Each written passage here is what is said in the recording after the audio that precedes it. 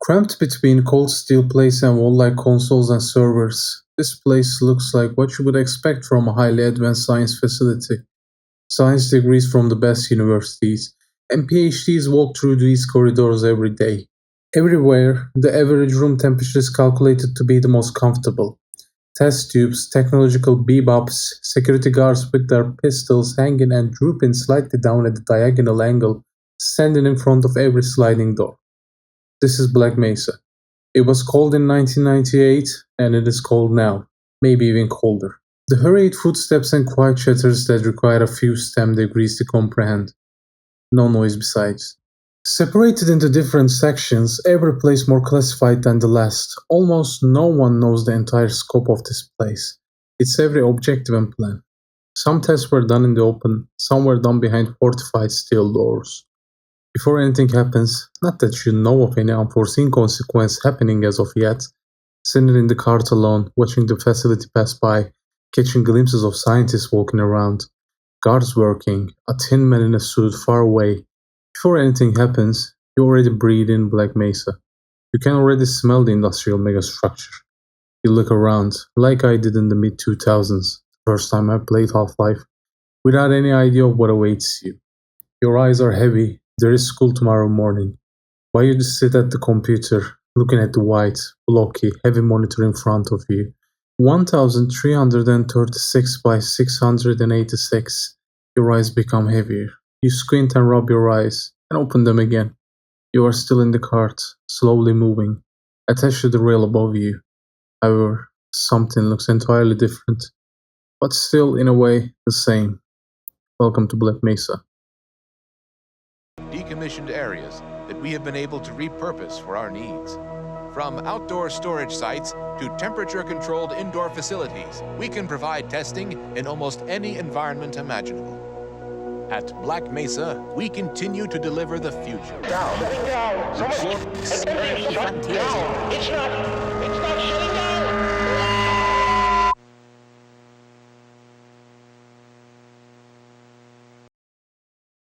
Where do you even start with Half-Life, Black Mesa, whatever? No matter what you call it, no matter the version, the number of remasters and remakes, they all hold a special place in my heart. I first played Half-Life in the 2000s, back when I didn't know any English, nor did I know how to read and write for that matter. I don't know where I found the game, but even if I don't remember it, I know that I had no idea what it was about. Launching the game, jumping around the cramped cart the game puts you in at the beginning, I don't remember that childish hurry and impatience. I remember looking around, taking in the different scenery, the industrial, yellow-colored, spider-like metallic robot walking into the pool of acid, the most vibrant green imaginable. I remember waiting for the security guard to slowly walk towards the cart. I also remember that after the resonant cascade, the headcrabs would appear and the zombified scientists and security guards would walk around. To be honest, I would close the game out of fear and not continue from that point onward. I was simply too scared to play as a little child. After a while, I would run the game again from the very beginning, making my way through the facility in that cart hanging from the rails above. Every time I played the game from the beginning, I would try to push through my fear again, pressing just a few steps more. Not making it too far forward, I would close the game again. It would take years to come back to the game, finish it, play Half-Life 2, and episodes 1 and 2, which were not released when I first played the original. I couldn't play the original game when it was first released, because I simply wasn't born yet. However, as my frontal cortex improved, it didn't take too long for me to find the game through the stupidly slow internet, or maybe it found me, in a way. I might even make myself believe that. I didn't know it yet, but Half-Life affected me deeply, especially in my media consumption and what I enjoyed. Sci-fi with that foreboding horror on top of it, the story beats and atmosphere, they were all ingrained in me. As I tried to come up and create new things throughout the years, I have no doubt that what possessed me through the screen as I tried to play Half-Life all those years ago played a huge role. Then, it was no-brainer that I would be highly interested in a complete remake of the original game. I heard about Black Mesa only sometime before its initial release as early access in 2015. I didn't know its long and arduous development cycle that started in 2005, a full decade before it would be released, and 15 years before the game would be complete with the addition of Zen. Oh, Zen. We'll get to talking about that in due time. Let's wind back before we get into the nitty gritty of the game, and let's talk about the basic background of Half Life and Black Mesa. Everyone has heard of Valve if they have any interest in PC gaming. Half Life, love child of early Valve, was first released in 1998. In an era of PC gaming and internet, I was simply too late to have experienced firsthand. Valve would release more games, almost every single one of them becoming cult classics basically overnight, and with the release of Steam, they will shape PC gaming to what it is today. Half-Life would see remasters and reimaginings long before Black Mesa, and I'm not even gonna get into the likes of Opposing Force, Blue Shift, Decay, and so on. The most important port of our purposes is Half-Life Source, which is thought of as not that good of a port these days. This port, released officially by Valve to port the game into the recently released Source engine from the original Gold Source, which is important for this review, since Crowbar Collective would start their development of Black Mesa around a year after the Source port's release. I am not going to get into the details, just that we need to know that the start of development process was created through a small, humble team, with the objective of remaking Half-Life using Source once again better than the official port. Their dreams would be realized in 2015 with the early access release of Black Mesa, and would be complete by 2020 with the release of the final version of the game. With the background out of the way, let's get into the game proper. This game is basically a recreation of Half-Life, almost to every minute detail. There are slight changes, of course, but it is still all there. When you start in that train cart at the beginning, look around, I will feel the same things I felt all those years ago, with a strong bite of nostalgia added on top of it. I swear, they did it.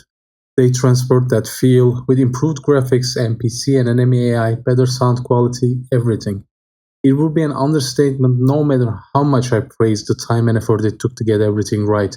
They did not rip the original models and sounds from the originals and just up the quality. No, they remade everything from scratch, down to every synth note, down to every texture on every wall. The game feels and runs like butter. The movements are fast, responsive, just the way I remember it all. Still created in the source engine, that is somewhat expected. But this is no fan game, but a complete rework of everything. When you move, everything moves with you in a way and feeling that only bunny jumping in source engine games can give you. The guns, when you get them, are loud and powerful, shaking the world around them as you press and hold down the left mouse button. The AI of the characters is improved, especially later in the game. You see soldiers running around, grouping up, pushing you when they're together, running to cover when they're alone, trying to flank. It's great. These things also happened in the original, but not like this, not this responsive. The decade and some work put into the gameplay shows its face completely in its natural flow. The movements, gunplay, the pacing of action and atmosphere throughout the game, it's all incredible. The movements, button presses, interactions, everything is responsive almost to a fault. I can neither give any criticism nor make any suggestions for improvement in that section. It was amazing in the original, it is amazing now. The music. Oh, let's talk about the music for a minute. It is action packed, blood boiling when it needs to be, and it is drony and foreboding when the pacing slows down. The environment becomes cramped and dark, and alien creatures lurk around every corner. You can mute the music of the game and bask in the silent atmosphere throughout the entire game through its game design and gameplay. But when you crank that music up, the atmosphere increases tenfold. Reminiscent of a Trent Reznor Quake soundtrack at parts. It has that late 90s to early 2000s mechanic, alien, low bitrate alien quality to it. As the portals open up and the cosmic unknowns tear into our world, you feel that exact feeling through the music as well. The soundtrack is amazing for one more reason, which is the lack of it at many parts of the game. The game knows when to drop you into silence as you stomp around in empty corridors, blood scattered everywhere, distant screams echoing.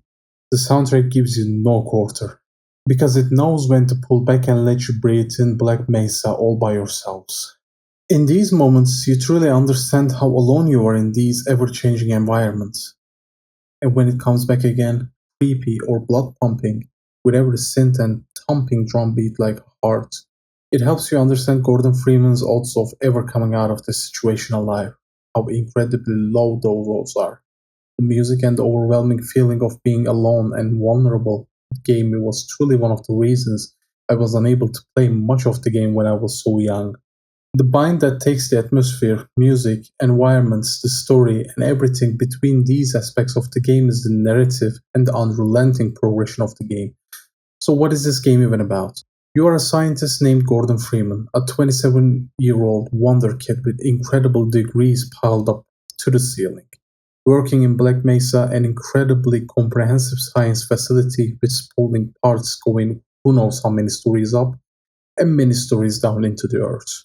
You take control of Gordon Freeman as he takes the rail that goes through many parts of the facility. You are late for your shift, and every other scientist and security guard will make sure to remind you of that fact. And from how they talk, you can understand that this is definitely not the first time you have been late for your shift.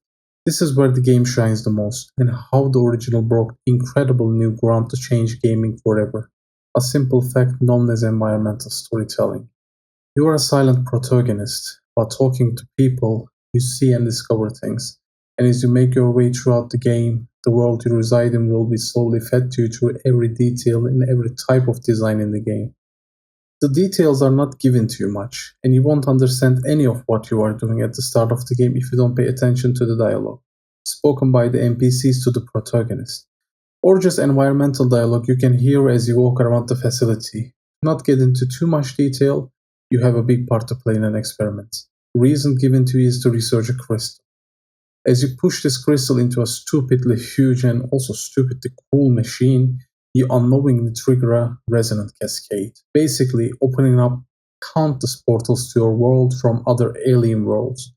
At the beginning of this cascade, you are transported to those alien worlds as well.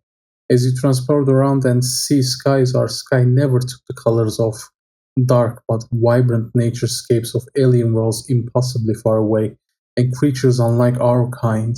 You teleport again to the big room where the accident first happened.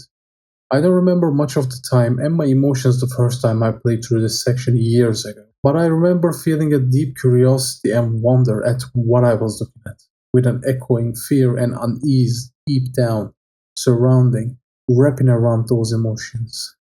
I looked at those low polygonal aliens through a CRT monitor, and I saw something else behind the low textures and limited RAM capacity. I saw wonder, amazement, creativity, inspiration that I will carry with me until the day I pass on. When I played through that section in Black Mesa, I didn't have that same pseudo religious experience I had back then, but I was still filled with nostalgia with a big smile on my face. After the unforeseen consequences show their face, you are thrust into the world. No weapon, just the HIV suit you wore at the start of the game. The place is in ruins, and scientists are either dead or are actively being killed as you go through the place. With the improved graphics, the blood and gore all around the facility are only more evident, especially considering that blood splatters were a group of low polygonal red pixels spewing around in the original.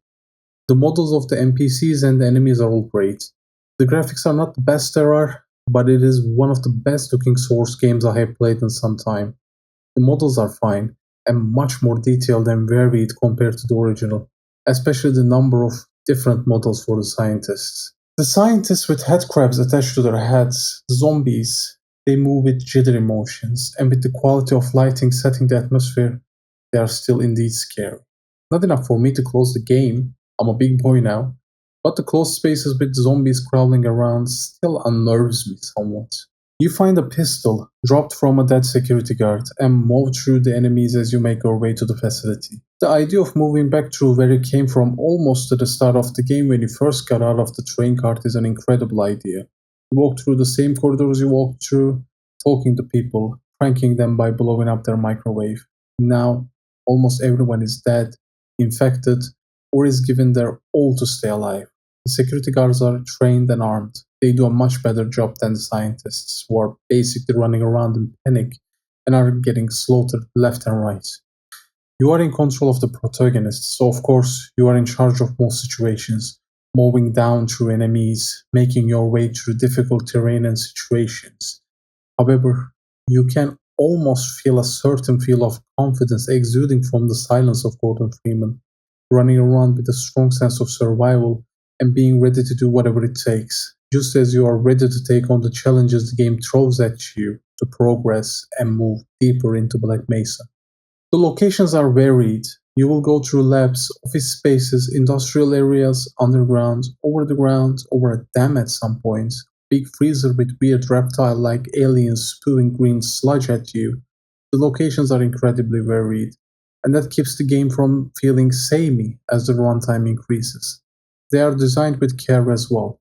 Care towards the puzzles almost every area has to a certain degree, small spaces and corners with hidden loot, NPCs defined for you to leave or keep with you for additional protection and teamwork. The places are designed with combat and also exploration in mind. They have sprawling paths, and although the game is linear, and almost always there is only one way towards the exit of a level, you can still explore and find additional places for extra loot, different equipment, and of course, more of that good old storytelling. The guns are detailed, with the fluidity of the game design and the source engine showcasing its abilities once again.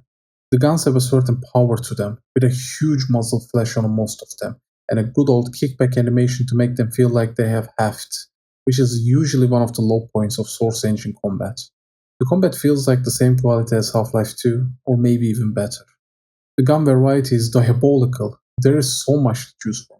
The modern shooters lost this variety at some point, I don't know why. Maybe they are going for a more realistic feel where the person can only carry so many guns before it becomes ridiculous. Maybe they want to design fewer guns and lessen development time and effort. But I love the old shooter design of the early PC gaming era of your character showing a million different guns, grenades, and other gadgets in their pockets, and bunny jump while switching between 10 guns a second. It's amusing, but extremely satisfying in a gameplay sense, and I'll take fun over feasibility in these types of games. The gun progression is great too. You start with picking up a pistol, finding a shotgun, maybe a submachine gun later on.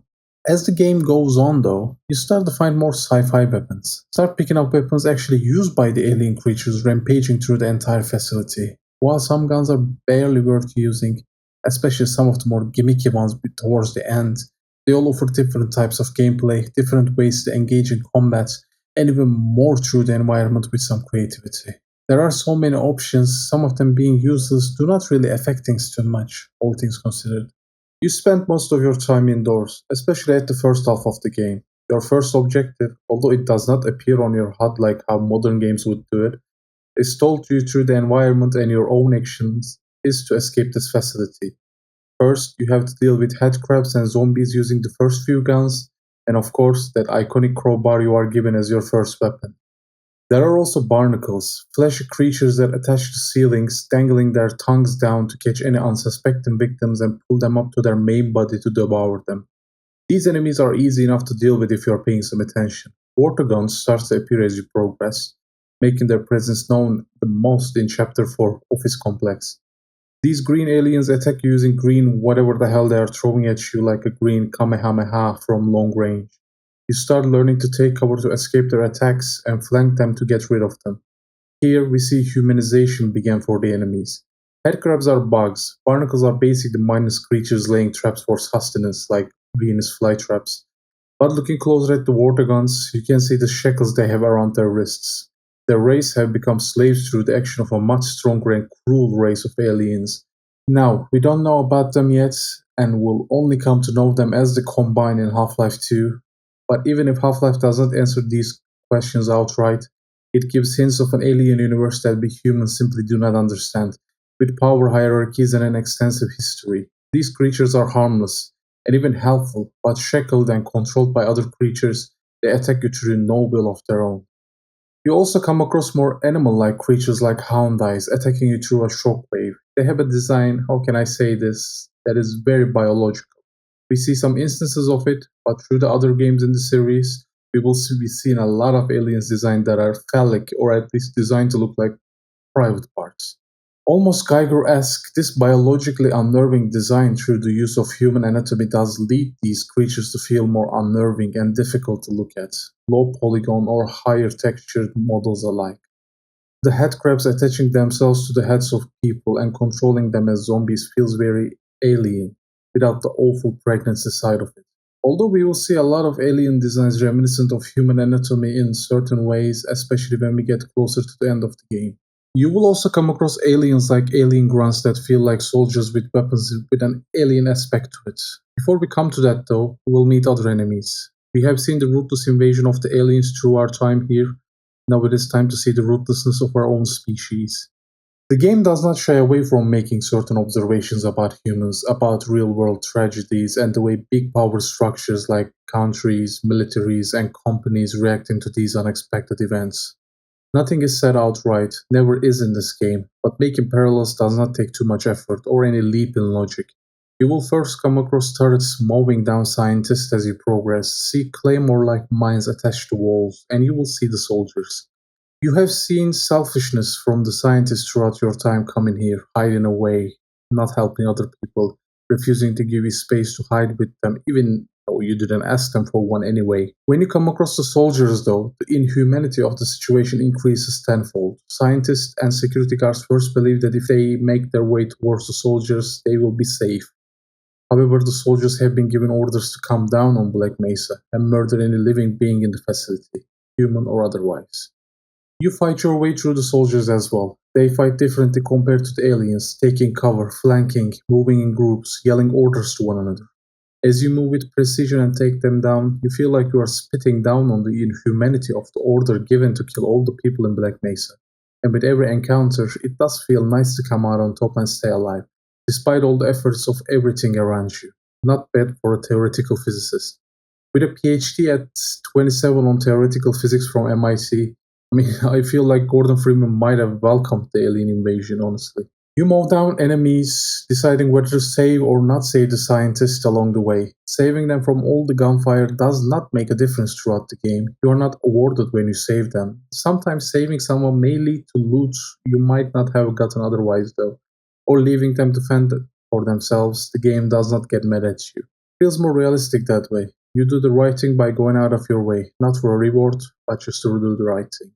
The game is great at upping the tension and what is on the line in an amazing way. And that is a great feat considering the game started with the annihilation of a huge science facility by an alien invasion. As you fend off every attack and trapped by the soldiers, the focus shifts to Gordon Freeman. First, they try to kill you, don't know your name, just orders. However, after a while, they recognize you and call you out by your name. The focus is on you now. You are the biggest threat in this conflict, both for the aliens and the military. You go through the facility using a train cart at one shot. Your objective is to go to a launch center to launch a rocket. The scientists tried to launch this rocket, but the military stopped the process. Now, we do not know what this rocket does, but we know that it can be used to make sure no more portals open up, and we stop the Zem from sending more aliens in. You do that, going through obstacles on your way. The rocket is launched in a nice sequence where you can watch all the cool effects. The rocket launch worked to some degree, closing up the portals, randomly teleporting the aliens inside the facility as far as we are told. Inside the situation, Gordon Freeman does not understand much of it yet, and still does not know about the Nihilants sending more invaders in. But we'll get to that. The military starts sending heavier gunfire, super soldiers who move and shoot with precision, and helicopters armored to the teeth with rockets and guns. In response, you kill the super soldiers and shoot down the helicopters. As the military response becomes more relentless, the aliens being teleported into the facility become meaner as well, but so do you. After going through a few more areas, solving some nice puzzles that are not too difficult but not too easy either, or doing some parkouring to get across the facility that is actively being destroyed, you make your way outside. People trying to survive told you that you would be safe and saved once you made your way outside, but once you get there, the situation is even more dire. The alien invasion is getting worse by the second, and the military has its hands full. You surface in the middle of this conflict, both sides attacking you on sight. The moment you make your way outside, see the orange delta spinning all the way to the horizon. It is such a nice sight. The original game had the same moment as well, crawling through tight tubes to make your way to a cliff face. Then, the pixels were almost countable, but the feeling stayed the same here as well. Fresh air, you can almost feel the breeze on your face as you look at your PC's monitor. The feeling is short-lived. There are still many enemies and obstacles to go through. You fight through open air and move through the active fight going on between the two forces. After more puzzles, fight, areas filled with toxic sludge, huge aliens not killable by normal means, helicopters, all that stuff, you reach Chapter 13. When the title card for Chapter 13 comes up, I still get goosebumps. Chapter 13. Forget about Freeman. The soldiers hate you at this point, and they want to get rid of you, on top of their order to do the same thing. However, the military, HACU, decides that this is a losing battle, and they start retreating to save whatever is left. The phrase "forget about Freeman" is incredibly powerful, because it is about survival now. The military is not unlike the scientists running around the facility aimlessly now, completely panicked and lost in front of the sight of the alien invasion, which we can only assume is going on full force on the rest of the planet as well, outside of Black Mesa. That phrase alone reminds you that whatever is happening, you simply do not know the full scope of it, and you are only one human being stuck in the middle of all that is happening around you. Half-Life takes place within a few days canonically, so you can imagine Gordon Freeman running around, no sleep, no food, just surviving on willpower alone. He's not the Doom guy. He's not all the muscly action figures that these types of shooters gave us in the 90s. He's just a guy, a scientist at that, a research associate who has given his entire life to science. He's probably not the fighting type, but you can feel that struggle to stay alive as you move around and dodge bullets to stay alive yourself as you play through the levels. One can imagine that his motivations go from staying alive to figuring out what is going on, to sacrificing himself alone on an alien world to save humanity. Without a single word spoken, without seeing his face a single time, we understand the motivations of the character, because we are him. We are playing and therefore are in the exact same situations. Almost no cutscenes, no break in gameplay, we are there with him for all of it. After that detour outside of fighting the invaders and what is left of the military, we make our way to the Lambda Core. This place is basically the most classified location in Black Mesa, considering that Gordon Freeman had no idea what was done inside this place, or maybe did not even know it existed. Here, we fight our way through, and some scientists still alive inside the facility tell us that we need to find a portal built inside Lambda Core, teleport us to Xen, the alien planet where aliens are teleporting to our world from, and do what is necessary to close up the connections between the two worlds, ending the invasion for good. With no guarantee of being able to come back alive, our character, and therefore we, do not hesitate, and go through the facility, solving puzzles and killing more aliens on our way to activate the portal. A new enemy type, alien controllers, try to stop us. These enemies attack from range as well, sending energy our way, and we will also learn that they are the ones controlling the water guns as well to do their bidding. After the portal is activating using a similar crystal, we first pushed into another energy field to start all of this mess without knowing. We make our way to Xen. This is where it starts. The Xen levels in the original Half-Life are known as the weakest section, and it is a known fact that these levels were rushed due to whatever constraints by Valve when they were making the original game, and they are vocal about not being happy with the results. If they had more time and resources, I'm sure they would have expanded Xen and made it much better, but I love it as it is, nonetheless. This dream of expanding the Xen levels to their potential would no longer be a dream with Black Mesa announcing that they're also remaking the Xen levels, and not only remaking them, but expanding them. See, Black Mesa, originally released on Early Access in 2015, did not have the Xen levels, and the game would end after you entered the portal. In 2020, the final version of Black Mesa would be released, and Xen with it. Now, let's get into it. I want to start by saying that I'm not the biggest fan of Xen, even though I really wanted to be a fan. The original section is not the greatest, don't get me wrong, but I don't want to come across as a purist when it comes to these games. But I refer to Black Mesa as a remake for almost the entire review, going over the original game and Black Mesa together. The reason for that is they are both basically the same game, with Black Mesa being incredibly faithful in their improvements on the game, both gameplay and fidelity-wise. After you teleport to Xen, I could not get the term fangame from my mind, because that's what it reminded me of. I don't want to say fanfiction, but still, I can't find any other words for it. The original Xen was short, lacked most of the tight design principles of the earliest levels, and does remind one of Quake more than Half-Life, where the difference comes from being grounded in reality while still seeping into the unbelievable. When the previous levels gave you platforming sections, they were still grounded. Nothing felt video game-like. An incredible feat for a game originally released in 1998, where video games as art was barely a concept. Looking at Xen, I see platforming sections, puzzles, and enemy placements as video game levels. Some puzzles reminded me of Portal's test chambers, and the lore is somewhat expanded for us to better understand the hierarchical situations the different alien races fall under through a long interstellar history we simply do not know. The lore implications are nice, but they were there in the original as well. And this expansion feels unnecessary in section where it is simply repeated to make sure the player understands them. The airtight environmental storytelling of the previous levels is gone as a result.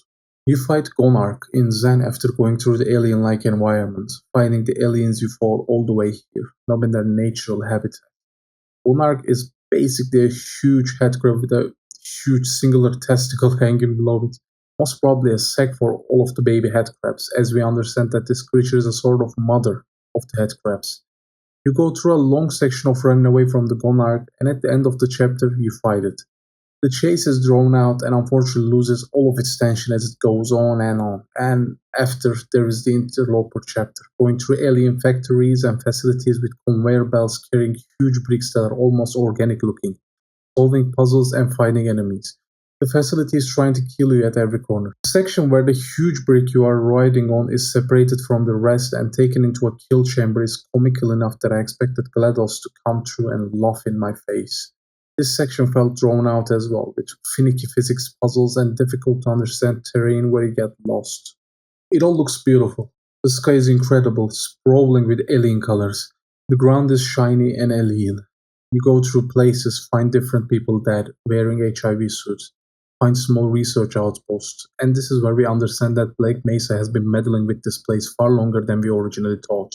The implications are huge for this, and we'll see the consequences of meddling with cosmic unknowns in the later games. Headcrab zombies wearing HIV suits, finding and using alien-made weapons, it's all great, but I can't get my mind to accept this place as much I did for the previous game. Never did I see something in the first 14 chapters on this game that made me think, I don't think the remake is as good as the original for this section. But I find myself thinking that a lot playing through the last 4 chapters of the game. Even if the original Zen was the low point as well, it was brief, and the aesthetics of the alien world and lore implications carried it for that brief time. This feels like taking that low point, dragging it out, and delivering the same thing with added fan content on top. Make Black Mesa differ from the original. The sections, like the on-rail elevator section where it is a shooting gallery, is just completely unnecessary in my opinion. Zen section only being an hour long to make sure it keeps its mystique while still delivering on the boss fights and story is fine by me. This is simply too long. Again, this is only my opinion. If you loved it, you loved it. Nothing wrong with that. The final boss fight of the game is Nihilant, a huge creature, the last of its kind, controlled by the Combine as well as to wage war on Earth. Although we do not know these details yet. In the original, Nihilant would speak, although it was difficult to understand. Here, what it is saying is subtitled, easy to hear, completely killing much of the mystique of the creature and its background. It is saying things like, we are their slaves, what have you done, you are man, he is not. These calls all lead to what the true enemy is, the Combine, and even a higher level in the alien food pyramid, G-Man and his employers, which is still a complete mystery. The Nihilant boss fight is nice, differs from the rest of the game, but still a fun change of pace. Running around, grabbing rockets, and shooting at its open head as we dodge the bullet hell coming our way. We kill Nihilants, our job is complete. We are blown away by the energy coming out of the dying creature. We are dead, or we would be, if G-Man did not take us away from there.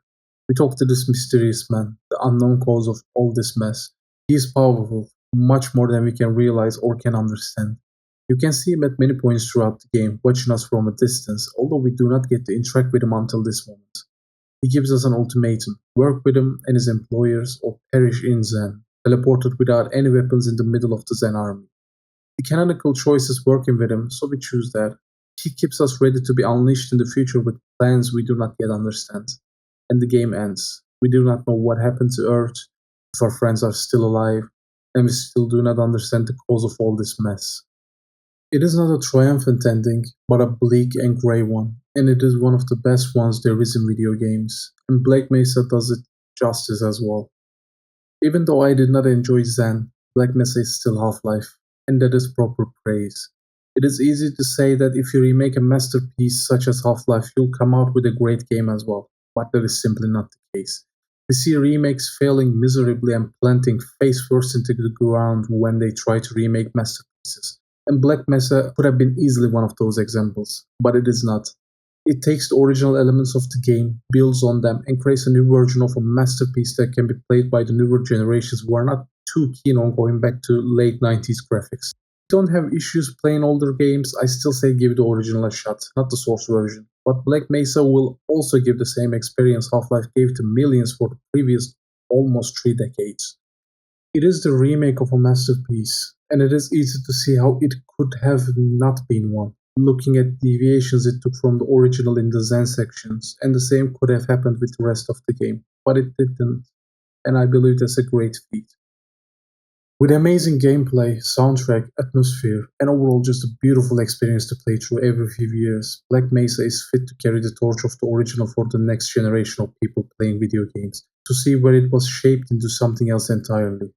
Our motto is treating games as art and critiquing them as such, and without games like Half-Life, we wouldn't even know that was possible. Even if I did not like the landing, the launch was incredible, and the flight in between was majestic. A love letter to Half-Life and all the Valve games that would come after. Everyone more integral to PC gaming and video games as a whole. Black Mesa is an experience that transported me back 2 decades back to a time where I was only starting to get to know gaming, and beautiful stories and experiences I would get to experience through the binary numbers interacting with each other through the hardware and software.